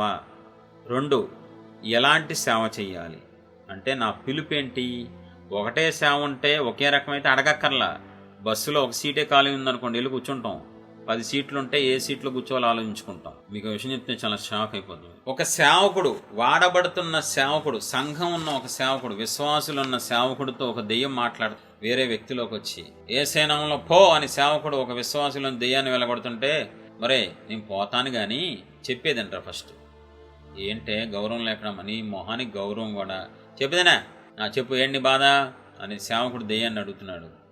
మరి నువ్వు నిజంగా సేవకుడు వినారా? విశ్వాసులు ఉన్నారు, సంఘం ఉంది, చర్చ ఉంది కదా, పనికి మారిందానా? ఏంటా మాటలో? మరి ఇవన్నీ కాదురా, ఎవరికైనా ఉంటారా బాబు? మరి దేవుడు నిన్ను ఏం చేయమన్నారు, నువ్వేం చేస్తున్నావురా? ఏంట్రా నువ్వు? దెయ్యం మాట్లాడుతున్నాడు, ఒక దురాత్మ ఒక మనిషిలోంచి. ఇది నిజంగా జరిగింది, కల్పితం కాదు, ఇది నిజంగా జరిగిన సంఘటన. ఒక దురాత్మ ఆడ వ్యక్తిలోంచి దెయ్యం మాట్లాడుతుంది సేవకుడితో. నిన్ను దేవుడు ఏం చేయమన్నారు, నువ్వేం చేస్తున్నావురా? మరి నీ పిలిపేంటి, నువ్వు చేసే పని ఏంట్రా బాబు? అదేంటి నీ చేస్తున్నాను, మంచి సేవే కదా, బాగానే ఉంది కదా. ఓరే బాబు, దేవుడు నిన్ను కాపరగా ఉండమంటే నువ్వేంట్రా కాపరగా ఉండకుండా ఏదేదో చేద్దాం అనుకుంటే ఏదో చేస్తున్నావు. నువ్వు కాపరగానే ఉండాలి, అది ఆయన చిత్తం రా. అవునా? Very good, thank you. దెయ్యం ఎంత దౌర్భాగ్యమైన పరిస్థితి అండి. సేవకుడికి దెయ్యం వచ్చి చెప్తుందండి దేవుడి దగ్గర, లేదంటే తన పైన నాయకుల ద్వారా తన చిత్తాన్ని తెలుసుకోవాలి, దేవుడి చిత్తం తన పట్ల ఏముందో. కానీ ఒక దెయ్యాలకు బాగా తెలుస్తుంది తెలుసా? దెయ్యాలకి, దురాత్మలకి, సాతానుడికి బాగా తెలుస్తుంది ఒక సేవకుడి మీద అభిషేకం ఉందా లేదా, దేవుడు అభిషేకించారా లేదా, దేవుడు పంపారా లేదా, అన్ని క్లారిటీగా తెలుస్తాయి శాతానికి, దురాత్మలకి. చాలా జాగ్రత్తగా సేవ చేయడం అంటే అల్లటప్ప కాదు భూమి మీద. అది దేవుని రాజ్యం కట్టడం అంటే మాటలు కాదు, సాతాని రాజ్యాన్ని కూల్చడం అంటే మాటలు కాదు. చాలా కష్టమైన పని అండి, చాలా కష్టమైన పని అండి. కాబట్టి ఎక్కడ ఫెయిల్యూర్ అయిపోతారు ఈరోజు సేవకులు? 90% ఎక్కడ చెయ్యాలో అడగరో, వాళ్ళకి నచ్చిన చోట చేసుకుంటారండి. వాళ్ళకి ఎక్కడ లాభం వస్తుందో, ఎక్కడ జనాలు ఎక్కువ వస్తారో, ఎక్కడ ఫెసిలిటీస్ ఎక్కువ ఉంటాయో అవి లెక్కలు చూసుకుంటారు. కూర్చొని చక్కగా ఎదురు మాట్లాడుకొని ఇక్కడ మొదలు పెడదాం సేవ, ఇక్కడ ఆరంభించేద్దాం సేవ. అట్ర ఫ్లాప్ అవుద్ది ఆ సేవ, భయంకరంగా దిగజారిపోద్దండి సేవ. అనిపిస్తుంది పైకి బాగానే ఉన్నట్టు అనిపిస్తుంది, కానీ దేవుడు మాత్రం ఆ సేవను అభివృద్ధి చేయరు. అది భౌతికమైన అభివృద్ధి ఉంటుందేమో కానీ ఆత్మీయ అభివృద్ధి అక్కడ ఉండదు. అది దేవుడి ద్వారా అభివృద్ధి జరగదు. చూడండి, దేవుని చిత్తం చేయటం ఒక సేవకుడికి అంత చిన్న విషయం కాదండి, చాలా కష్టమైన విషయం అండి దేవుని చిత్తం చేయటం. నా ఎగ్జాంపుల్ చెప్తే మీకు క్లారిటీ వస్తుంది. సేవ ఎక్కడ చెయ్యాలి ప్రభు అని అడిగాను. మీరు నన్ను పిలుచుకున్నారు, దేవుడు మీరు, నేను మనిషిని, మీరు మహాదేవుడై ఉన్నారు, సంఘం మీది, రాజ్యం మీ రాజ్యం కట్టాలి, నేను ఒక పాత్రని, నేను ఇప్పుడు ఎక్కడ చేయాలి ప్రభు అని అడిగితే, నేను పుట్టి పెరిగినంత ఒక పట్టణం అండి, పెద్ద పట్టణంలో పెరిగాను. దేవుడు, ఒరే నువ్వు బయలుదేరి చిన్న ఊర్లోకి వెళ్ళరా, అక్కడ సేవ చేయి. ప్రభువా, నాకు అసలు ఆ ఊరు కాదు, ఏ ఊరు ఇష్టం ఉండదు నాకు, నా ఊరే ఇష్టం, నా ఊళ్ళో, నా పట్టణంలో, నా ఏరియా అంటేనే ఇష్టం ప్రభువా. నా మనస్తత్వం ఎలాంటిది? పెద్ద పట్టణం, లక్షల మంది ఉండే పట్టణంలో నేను పెరగడం జరిగింది 35 సంవత్సరాలు. దేవుడు అన్నారు, మర్యాదగా ఇక్కడి నుంచి బయలుదేరి నేను చెప్పిన ప్రాంతంలో సేవ చేయాలి. చిన్న ఊరు, అక్కడ లక్షల మంది అయితే ఇక్కడ వేల మంది ఉంటారంతే. చిన్న ఊరు, ఫెసిలిటీస్ ఎక్కువ ఏమి ఉండవు, మళ్ళీ చుట్టుపక్కల ఊళ్ళకి వెళ్ళాలి. ఎవడైనా చిన్న ఊరు నుంచి పెద్ద ఊరికి వెళ్ళాలనుకుంటారు, కింద నుంచి పైకి వెళ్ళాలని కోరుకుంటారు. దేవుడు నాకు చెప్పినప్పుడు పెద్ద ఊరు నుంచి చిన్న ఊరికి దిగిపోమన్నారు. నాకు అసలు ఇష్టం లేదు మామూలుగా, కానీ ఆయన చెప్పారు కాబట్టి నాకు ఇష్టమైంది. ఆయన సంతోషమే నా సంతోషం. దేవుని చిత్తం చెయ్యాలి అంటే దేవుణ్ణి అమితంగా ప్రేమించి ఉండాలి. ఇప్పుడు చూడండి, అసలైన సిసలైన యుద్ధం మొదలైంది. నేను నా పట్టణాన్ని విడిచి చిన్న ఊరికి వచ్చి సేవ చేస్తుంటే ఇంకా యుద్ధం మొదలైంది. మనుషులు పోరాటం మొదలైందండి. నా కన్న తల్లి, నా తోడబుట్టిన చెల్లి, వాళ్ళ కుటుంబం, నా కుటుంబ సభ్యులు, మా కజిన్ బ్రదరు, వీళ్ళందరూ కూర్చోబెట్టి క్లాస్ పీకుతున్నారు. అంటే సేవకుడిగా కొన్ని నెలలు మాత్రమే జరుగుతుంది సేవ. నాకేం తెలియదు, అంత అనుభవం లేదు, అభిషేకం ఎక్కువ లేదు, ఏదో మామూలుగా జస్ట్ అప్పుడప్పుడు నెలకు 1-2 సార్లు మాత్రమే నేను జాబ్ చేసుకుంటూ వాడబడుతున్నాను. మొత్తం కూర్చోబెట్టి, ఒరే నువ్వు ఈ పట్టణంలో, మన ఊళ్ళో, మన దగ్గరే చేయి సేవ, నువ్వు ఎక్కడ పడితే అక్కడికి వెళ్ళి సేవ చేయకూడదు. దేవుడు అలా చెప్తారా? దేవుడు ఊరు వదిలేసి వెళ్ళిపోమంటారా? దేవుడు అందరినీ వదిలేసి వెళ్ళిపోమంటారా? ఏం చెప్పాలండి, నాకంత అనుభవం లేదు. ఇప్పుడు కానీ చెప్పేది ఎప్పుడో కొన్ని సంవత్సరాల కింద జరిగిన యథార్థ సంఘటన జీవితంలో. దేవుడేమో నీ ఊరిని వదులు, నీ పట్టణాన్ని వదులు, నువ్వు ఏరియాని వదలరా బాబు, వదిలి నేను చెప్పిన నా చిత్తంలో ఉన్న ఊరికి వెళ్ళి నువ్వు సేవ ఆరంభించాలన్నారు. నా తోడబుట్టిన వాళ్ళు, నా కన్న తల్లి, రక్త సంబంధులు, ఒరే ఇక్కడి నుంచి కదిలేవా నీ అంతు చూస్తాం. దేవుని చిత్తంలో సేవ చేయడం అంటే మాటలు కాదండి, అల్లాటప్ప కాదు.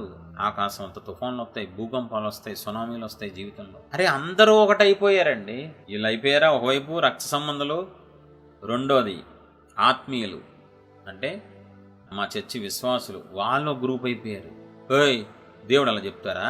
ఇక్కడ చేయకూడదు సేవ, ఈ ఊళ్ళో చేయకూడదా, ఇక్కడ ఎవరు లేరా, ఇక్కడ పాస్టర్ గారి కుడిభుజంగా ఉండకూడదా, నువ్వు ఎక్కడికో వెళ్ళి సేవ చేయాలా?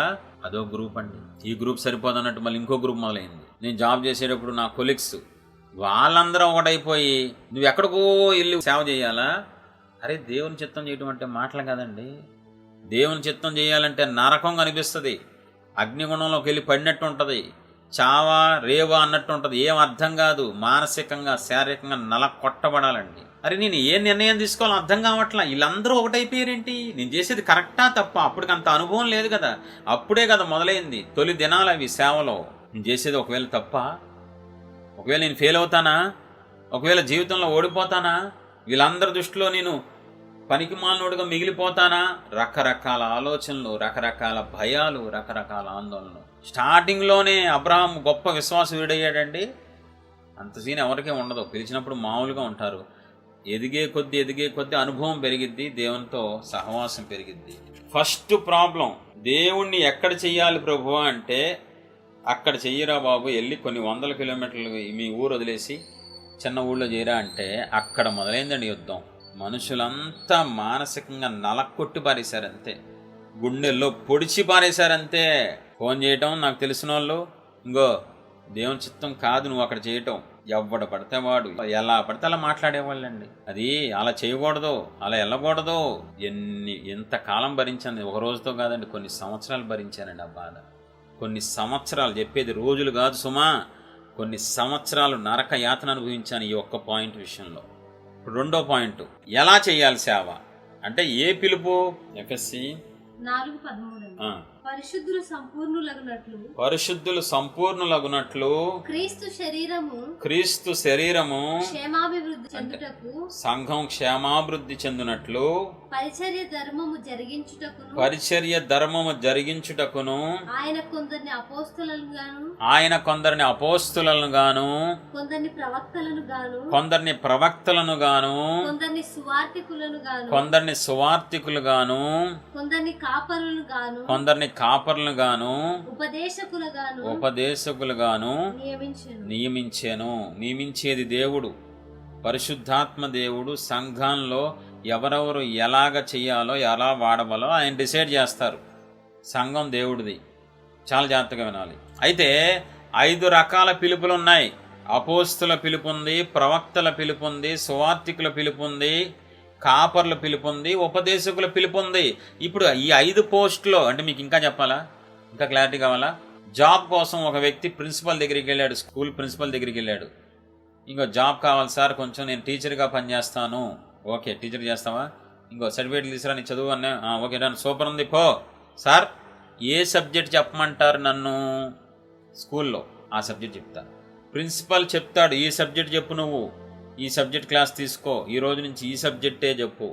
పరిశుద్ధాత్మ దేవుడు అనే ప్రిన్సిపల్ సేవకుడికి చెప్తారు, ఒరే నీ పిలుపు అపోస్తలుడు, లేదా నీ పిలుపు ప్రవక్త, లేదా నీ పిలుపు సువార్తికుడు, లేదా నీ పిలుపు కాపరి, నీ పిలుపు ఉపదేశకుడు. ఆయన డిసైడ్ చేస్తారు. కొందరిని అపోస్తులుగాను, కొందరిని ప్రవక్తలుగాను, కొందరిని కాపర్లుగాను, కొందరిని సువార్తికులుగాను, కొందరిని ఉపదేశకులుగాను. ఇప్పుడు మనం అడగాలి, ప్రభు ఈ 5 ఉన్నాయి కదా, ఒకటైతే అడగక్కర్లా. 5లో ఫస్ట్ ప్రాంతం అడగాలి, రెండోది పిలుపేంటో అడగాలి. నన్ను ఎలా వాడుకుందాం అనుకుంటున్నారు? నా పట్ల మీ చిత్తం ఏంటి? మీ ప్రణాళిక ఏంటి? నేను అపోస్తులుగా వాడబడాలా, ప్రవక్తగా వాడబడాలా, సువార్త ప్రకటించాలా, ఉపదేశకుడిగా ఉండాలా, లేకపోతే కాపరిగా ఉండాలా? దేవుడు అప్పుడు స్పష్టంగా చెప్పారు, ఒరేయ్ నీది ప్రవక్త పిలుపురా, నిన్ను తల్లి గర్భంలో ఉండగానే ప్రవక్తగా ప్రతిష్ఠించానురా, నీకు ప్రవక్త అభిషేకం ఇచ్చాను. బా సూపరు, భలే ఉంది, సూపర్, ప్రవక్త అంటే నాకు భలే ఇష్టం ప్రభువా, విశ్వాసగా ఉన్నప్పుడు బైబిల్లో చదివినప్పుడు ప్రవక్తల కార్యాలు భలే ఉంటాయి ప్రభువా అని చప్పట్లు కొట్టుకుంటే వెరీ గుడ్ నానా అన్నారు. దేవుని చిత్తం అంత కంఫర్ట్గా ఉండదండి. దేవుని చిత్తం నువ్వు అనుకున్నంత హాయిగా ఉండదో, గుండె పగిలిపోద్ది. కొన్నిసార్లు చచ్చిపోవాలనిపిస్తుంది కూడా, చేయలేక అంత పరిస్థితి ఉంటుందండి కొన్నిసార్లు. కానీ నన్ను పిలిచిన దేవుడు నమ్మదగిన వాడు. నేను బలహీనపడిన ప్రతిసారి నా తండ్రి నన్ను బలపరుస్తూనే ఉన్నారు. నేను పడిపోయిన ప్రతిసారి నన్ను లేపుతూనే ఉన్నారు నా బంగారు తండ్రి, పరిశుద్ధాత్మ తండ్రి. చాలా కాలం పట్టిందండి, చాలా సంవత్సరాలు పట్టింది. ఒక పక్క మనుషుల శోధన, ఇంకో పక్క సాతాను శోధనతో నా గుండె ముక్కలైపోయిందండి, నా హృదయం బద్దలైపోయిందండి. నేను చేసేది కరెక్టా కాదా? నేను తీసుకున్న నిర్ణయం కరెక్టా కాదా? ఎందుకు ఇంత వ్యతిరేకత వస్తుంది? ఎందుకు అందరూ ఇలాగా ఒకటైపోయారు? చాలా ఏడుపొచ్చేదండి. నిద్ర పట్టని రోజులు ఉన్నాయి సేవ స్టార్టింగ్లో. ఆయన చిత్తం చెయ్యాలి అంటే చాలా కష్టపడాలి. ఆయన చిత్తాన్ని చెయ్యాలి అంటే మనసు చంపుకోవాలండి. ఆయన చిత్తం చెయ్యాలి అంటే చాలా ప్రయాసపడాలి. సేవకుడిగా అభిషేకించబడిన 3 సంవత్సరాలు నరక యాతన అనుభవించానండి. శారీరకంగా, మానసికంగా, ఆర్థికంగా అన్ని రకాలుగా పోట్లు భరించలేకపోయేవాడిని. ఎక్కడికి వెళ్ళిపోయిందంటే ఆర్థిక బాధ వల్ల సూసైడ్ చేసుకుని చచ్చిపోతే పోతేమో అన్నంత బాధకి వెళ్ళిపోయానండి. ఆ రేంజ్కి నా శ్రమలున్నాయి. అయితే దేవుని కృప వల్ల నేను నమ్మకం లేని వ్యక్తినైనా ఆయన నమ్మదగిన దేవుడు. నేను ఓడిపోయినా, నేను పడిపోయినా, నేను ఆయన్ని బాధ పెట్టిన ఆయన నన్ను ఎప్పుడు చేయి విడిచిపెట్టలేదు. ఆయన కృప ద్వారా నన్ను ఎప్పటికప్పుడు బలపరుస్తూ నిలబెట్టారు. అయితే దేవుని చిత్తంలో సేవకుడు సేవ చేస్తే అద్భుతాలు జరుగుతాయి, ఆశ్చర్యాలు జరుగుతాయి, అసాధారణ కార్యాలు జరుగుతాయి. దేవుని చిత్తం ప్రజలకు ఆశీర్వాదంగా ఉంటుందండి. దేవుని చిత్తంలో మోషే సేవ చేస్తే ఏం జరిగింది? అనేక మంది విడిపించబడ్డారండి. దేవుని చిత్తంలో ఏలియా సేవ చేస్తే ఏం జరిగింది? అనేక మంది దేవుని వైపు త్రిప్పబడ్డారండి. దేవుని చిత్తంలో పౌలు సేవ చేస్తే ఏం జరిగింది? అనేక మంది బంధకాల నుంచి, శాపాల నుంచి విడిపించబడి, రక్షించబడి దేవునికి సాక్షులుగా ఉన్నారండి. కాబట్టి ఈ రోజుల్లో దేవుని చిత్తంలో సేవకులు కావాలి. దేవుని చిత్తాన్ని ప్రేమించి చేసే సేవకులు కావాలి ఈ భూమి మీద. అది కష్టమైన, నష్టమైన, అవమానమైన, నిందైన భరించి, సహించి, ఓర్చుకొని దేవుడు హెచ్చించేంత వరకు నిరీక్షణతో ఉండి దేవుని చేతుల్లో పాత్రలుగా ఉండే సేవకులు కావాలి. వాళ్ళే ప్రపంచానికి ఆశీర్వాదంగా ఉంటారు. 2015లో దేవుడు నన్ను సేవకుడిగా పిలిచారు. 2016లో స్తుతుల పుస్తకం, ఒక పుస్తకం రాయి అన్నారు. పుస్తకం రాయాలా? సరే మీరు చెప్పారు కదా, ఇంకా మొదలు పెడతాను. ఉద్యోగం చేసుకుంటూ 4 నెలలు పట్టింది. 4 నెలలు ఉద్యోగం చేసుకుంటూ ఖాళీ సమయంలో బైబిల్ అంతా చూస్తూ, బైబిల్లో ఎతుకుతూ ఆయన చిత్తంలో స్తుతుల పుస్తకం, చిన్న పుస్తకం రాయడం జరిగింది 2016లో. అప్పుడు ఇంకా సేవలో కొద్ది కాలమే అనుభవం. అయితే ప్రింటింగ్ ప్రెస్ వాడికి తెలిసిన ఆయన ఫోన్ చేసి, సార్ స్తుతుల పుస్తకం ఒకటి వేయాలి, చిన్నది అటు చెయ్యంత ఉంటుంది పుస్తకం, మీరు కాపీలు వేయాలంటే ఎన్ని వేయమంటారు అన్నాడు. ఒక 1000 పుస్తకాలే. 1000 పుస్తకాలా? 1000 పుస్తకాలు ఏంటంటే బాబు 2000 పుస్తకాలు అయినా. ఓరు బాబు 2000 పుస్తకాలు ఏం చేసుకుని అసలు 1000 మంది పంచడానికి కూడా నాకు ఎవరు లేరు, అసలు నాకు తెలిసిన వాళ్ళు కూడా ఎవరు లేరు, తీసుకునే వాళ్ళు ఎవరు లేరండి బాబు, 1000 పుస్తకాలు అవ్వండి బాబు అని చెప్పి. నా దగ్గర డబ్బు లేదు, రెండోదిగా పుస్తకాలు ఇవ్వడానికి మనుషులు లేరండి నాకు అంతమంది, ప్లీజ్ అండి. సరే 2000 వేసుకోండి బాబు అని అన్నప్పుడు నేనే కాంప్రమైజ్ అయ్యి, సరే 2000 వేయండి, ఇంకేం చేస్తాం, కొద్ది డబ్బులు ఇస్తానని చెప్పాను. ఫస్ట్ ప్రింటు తెలుగు, అది స్తుతుల పుస్తకం 2016లో దేవుని చిత్తంలో ఆయన రాయమంటే రాస్తే ఆ పుస్తకం బయటకు వచ్చింది. ఎక్కడ రిలీజ్ చేయాలో తెలియదు, సంఘం లేదు, విశ్వాసం లేరు. వచ్చిన 1.5 ఇయర్కి వేరే పాస్టర్ గారి దగ్గరికి వెళ్ళి ఒక చిన్న సంఘంలో పాస్టర్ గారిని పర్మిషన్ అడిగి ఆదివారం పూట ఆ స్తుతుల పుస్తకం రిలీజ్ చేయడానికి దేవుడు కృప చూపించారు. ఆ తర్వాత 2000 పుస్తకాలు కొన్ని నెలలు పట్టినాయి అది పంచడానికి, ఇవ్వడానికి. తర్వాత ఒక 4000 పుస్తకాలు వేయించాం. కొద్ది కాలానికి మళ్ళీ ఒక 4000 పుస్తకాలు. లోకము దాని ఆశ గతించిపోవును, కాగా దేవుని చిత్తం చేయువాడు నిరంతరం నిలుస్తాడు. దేవుని చిత్తంలో ఏ కార్యక్రమం అయినా జరిగితే, మొదలవుతే, అది దేవుని చిత్తంలో బయటకు వస్తే అది నిరంతరం నిలిచిపోద్ది భూమి మీద. దేవునికి ఏ మహిమ కలుగును గాక. అది అంచెలంచెలుగా తర్వాత మళ్ళీ 10,000 ప్రింటు, ఆ తర్వాత మళ్ళీ 10,000, ఆ తర్వాత 50,000 ఒకేసారి, ఆ తర్వాత 1,00,000 ఒకేసారి, ఆ తర్వాత కొన్ని లక్షల ప్రింటు ఒకేసారి.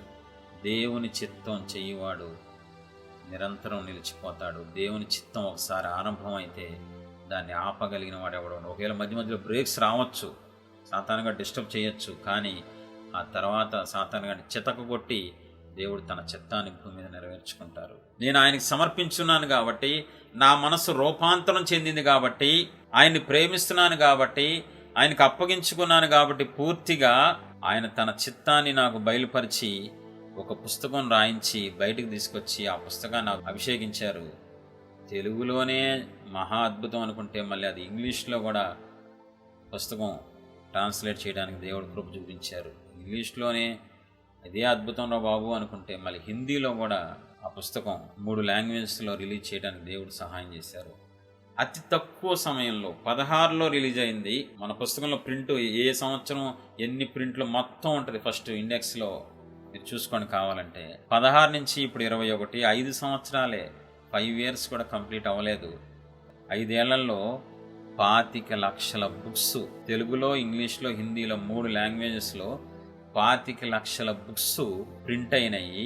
దాదాపు 23 లక్షల పుస్తకాలు ప్రపంచ దేశాలకు వెళ్ళిపోయినాయి. మా దగ్గర ఒక 2 లక్షల పుస్తకాలు ఉన్నాయి. 5 సంవత్సరాలు. దేవుని చిత్తం చేస్తే తక్కువ సమయంలో ఎక్కువ రిజల్ట్ వస్తుంది. దేవుని చిత్తం చేస్తే తక్కువ సమయంలో ఎక్కువ రిజల్ట్ వస్తుంది. 3 లాంగ్వేజెస్లో, ఇండియాలో అన్ని రాష్ట్రాల్లో మినిస్ట్రీ బుక్స్ ఉన్నాయండి. ఇండియాలో అన్ని రాష్ట్రాల్లో స్తుతుల పుస్తకాలు ఉన్నాయి, అభిషేకించిన స్తుతుల పుస్తకాలు. ఇండియా దాటిపోయి దాదాపు 50 దేశాలకు వెళ్ళిపోయినాయండి. ఎందుకంటే అది ఆయన చిత్తం. ఆయన చిత్తాన్ని ఎవడాపగలండి? మనం ఆయన చిత్తానికి లోబడితే ప్రపంచ దేశాలకు మనల్ని ఆశీర్వాదంగా మారుస్తారు. కానీ ఈ రోజుల్లో ఆయన చిత్తం అడిగేవాళ్ళు లేరు, ఆయన చిత్తం చేసే సేవకులు లేకుండా తక్కువైపోయారు, తగ్గిపోతున్నారండి. రెండోదిగా లాస్ట్ ఇయర్ 2020లో దేవుడు ఆయన హృదయంలోంచి నా హృదయంలోకి ఒక ఆలోచన పంపి పేదల కోసం, పేద సేవకుల కోసం, మందిరాల కోసం, అన్నిటి కోసం దేవుని రాజ్య కానుక అనే ఒక కార్యక్రమాన్ని లాస్ట్ ఇయర్ ఈ అలుపుడు ద్వారా బయటకు తీసుకొచ్చారు. ఆయన తన చిత్తం రూపాంతరం చెందిన నా మనసులోకి పెట్టారు. ఆలోచన నాకు తీసుకొచ్చి దాన్ని బయటకు తీసుకొచ్చారు. అది కన్ఫామ్గా అడిగినప్పుడు అది నా చిత్తమే, నీకు ఇచ్చిన ఆలోచన నేనే, అది మొదలుపెట్టు అని దేవుడు తన స్వరంతో చెప్పారు. 1 year అయింది ఇప్పటికీ, ఓన్లీ ఒకే ఒక సంవత్సరం ఇప్పటికీ. ఈ సంవత్సరంలో ఆయన చిత్తంలో అది మొదలుపెట్టాం కాబట్టి అది ప్రభంజనం అయిపోయి కొన్ని 100,000 మంది పేదలకే కానీ, సేవకులకే కానీ, అనాథలకే కానీ సహాయం అందించడం జరిగిందండి. ఇది ఆయన చిత్తంలో కార్యక్రమం మొదలైంది కాబట్టి దేశ విదేశాల నుంచి కూడా చిన్న చిన్న అమౌంట్లు 2,000, 3,000, 4,000, 5,000 కూడా వాళ్ళు సహకరిస్తున్నారు. ఓన్లీ 1 year అయింది. కార్యక్రమాలు కొంతమంది సేవకులు మొదలు పెడతారు, అవి మధ్యలో ఆగిపోతాయి, పూర్తిగా ఆగిపోతాయి. దేవుని చిత్తంలో సేవకుడు మొదలు పెడితే అది దేవుడు బయలుపరిచిన కార్యక్రమం అయితే అది ఎప్పటికీ ఆగదు. ఒకవేళ మధ్యలో కొన్ని బ్రేక్స్ రావచ్చేమో, మళ్ళీ తర్వాత దేవుడు దాన్ని అందుకుంటారు. ఆ సాతాన్ని చితక్కొట్టి ఆటంకాలు తొలగించి మళ్ళీ తన సేవకుల ద్వారా తన చిత్తాన్ని భూమి మీద నెరవేర్చుకుంటారు. దేవునికే మహిమ కలుగునుగాక. ఆయన చిత్తంలో నాకు బయలుపరిచిన స్తుతుల పుస్తకం ప్రభంజనం అయిపోయింది. ఆయన చిత్తంలో నాకు బయలుపరిచిన దేవుని రాజ్య కానుక అనే కార్యక్రమం ప్రభంజనం అయిపోయి ప్రపంచ దేశాలకి వెళ్ళిపోతుంది. ఆలోచించండి, ఆయన చిత్తం చేసే సేవకులు కావాలి. ఆయన చిత్తం మాత్రమే చేసే సేవకుల కోసం ఆయన ఎదురు చూస్తున్నారు. దేవుని చిత్తం చేసే సేవకుడు వల్ల సంఘం అభివృద్ధి చెందిద్ది, విశ్వాసులు ఆత్మీయంగా ఎదుగుతారు, దేవుడు సంతోషిస్తారు, అందరూ సంతోషిస్తారు. ఒకవేళ దేవుని చిత్తం చేయకపోతే ఒక సేవకుడు సంఘం అభివృద్ధి చెందదు, విశ్వాసులు ఆత్మీయంగా ఎదగరు, దేవుడు సంతోషించరు, దేవునికి దుఃఖం మిగిలిద్ది. నా సేవలో ఇంత తక్కువ సమయంలో 6 సంవత్సరాల సేవలో ఇంత చిన్న సేవకుడిగా ఉండి వాక్యాలు గత 3 సంవత్సరాల నుంచి మాత్రమే చెప్తున్నాను, అంతకుముందు చెప్పలేదు. నేను దేవుని సహాయంతో దేవుని చిత్తంలో మొదలుపెట్టాను వాక్యాలు చెప్పడం. ఈరోజు అనేక మంది సేవకులు ఈ మినిస్ట్రీని, సహవాసాన్ని, వాక్యాలు ఫాలో అవుతున్నారు. వాళ్ళు రాసుకుంటున్నారు, ఈ బోధ వాళ్ళు కూడా చేస్తున్నారు. సక్సెస్కి కారణం ఏంటో చెప్పనా? దేవుడి పాదాల దగ్గర నేను నేర్చుకుంది ఏంటో చెప్పనా? ప్రతిదీ దేవుణ్ణి అడుగుతానండి. ప్రతి చిన్న విషయం, పెద్ద విషయం, ప్రతి చిన్నది కూడా దేవుడి మీద ఆధారపడతానండి. ప్రతిదీ చిన్నదండి. కౌన్సిలింగ్ ఇస్తూ ఉంటాను విశ్వాసులకి, అది రికార్డు చెయ్యాలా వద్దా కూడా దేవుణ్ణి అడుగుతానండి. రికార్డ్ అండి, మంచి మాటలు. విశ్వాసులకి 100 మందికి ఇచ్చే కౌన్సిలింగ్ అది రికార్డు చెయ్యాలా వద్దా? వద్దు, నోరు మూసుకుని కూర్చో. అలాగే ప్రభువా మీరు వద్దన్నారుగా, మానేస్తా.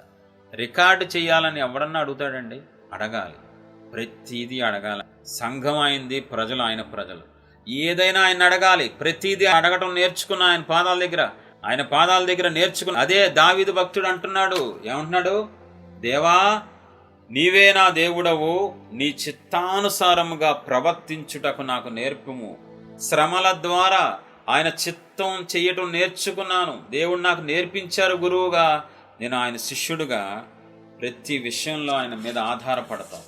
ఆయన మీద ఆధారపడితే ఎంత బాగుంటుందో, అది ఎంత ఆశీర్వాదంగా ఉంటుందో నాకు, ప్రజలకి అది నేను రుచి చూచి తెలుసుకున్నాను. కాబట్టి ప్రతి చిన్నది కూడా అడుగుతాను. మీకు విషయం చెప్పాలి, ఈ 6 సంవత్సరాల సేవలో నాకు ఇష్టం లేని ఎన్నో చేశానండి దేవుడి కోసం. నాకు అది ఇష్టం లేదు, కానీ ఆయన చెప్పారు కాబట్టి నేను చేశాను. నాకు ఇష్టం లేని మనుషులతో మాట్లాడమన్నారు, ఆయన చెప్పారు కాబట్టి చేశాను. నాకు ఇష్టం లేని ప్రాంతాలకు వెళ్ళమన్నారు, నాకు ఇష్టం లేదు, అయినా ఆయన చెప్పారు కాబట్టి చేశాను. ఎందుకంటే నేను ఆయనకు సమర్పించుకున్నాను. ఆయన ఏం చెప్తే చేయాలి. రెండోదిగా నాకు ఇష్టమైన ఎన్నో ఆయన వద్దన్నారండి. ఇంకా రెడీ అయిపోయి ఫిక్స్ అయిపోయి ఇది చేద్దాం, ఈ కార్యక్రమం ఇది ప్రజలకు ఉపయోగపడుద్ది అనగా నోరు మూసుకు కూర్చోనేవాళ్ళు. ఓకే ప్రభా మీ ఇష్టమే, నా ఇష్టం. నాకు చాలా ఇష్టమైన ప్రాంతానికి వెళ్దాం, ఎగ్జాంపుల్ చెప్తే అర్థం అవుద్ది. ఒక సేవకుడు ఫోన్ చేశారు. నేను సేవ స్టార్టింగ్లో వాళ్ళ సంఘానికి వెళ్ళడం జరిగింది. అక్కడ దేవుడు వాడుకున్నారు 3 రోజులు. లాస్ట్ ఇయర్ సేవకుడు ఫోన్ చేసి, అన్నా మీరు మా సంఘానికి రావాలన్నా, మా చర్చికి రావాలి స్పీకర్గా. 3 రోజులు మీటింగ్స్ అన్నా, మరి వేరే స్పీకర్లు వస్తున్నారు, ఒకరోజు మీరు తీసుకోవాలి, ఒక రోజు అంతా.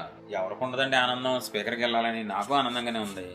ఎగురుకుంటూ వెళ్ళిపోయినట్టు ఊహించేసుకున్నా. సబ్జెక్ట్ ఏం ప్రిపేర్ అవ్వాలి, ఏం వాక్యం చెప్పాలి, ఇప్పుడు అంతా ఏ డ్రెస్ వేసుకోవాలి, ఏ చెప్పులు వేసుకోవాలో కూడా, రంగు ఏ చెప్పులు కూడా గుర్తు చేసుకున్నాను. అంత ఊహంలోకి వెళ్ళిపోయిందట. ప్రార్థన, ప్రభువా వెళ్ళమంటారా, మీ చిత్తమేనా, నువ్వు నోరు మూస్తావా, నోరు మూసుకొని ఇక్కడ చేస్తావా సేవ అని అడిగారు. అన్నా దేవుడు వద్దంటున్నారన్నా. ఎవడు ఆగుతాడండి ఈ రోజుల్లో? ఎవరు ఆగుతారని అడుగుతున్నాను.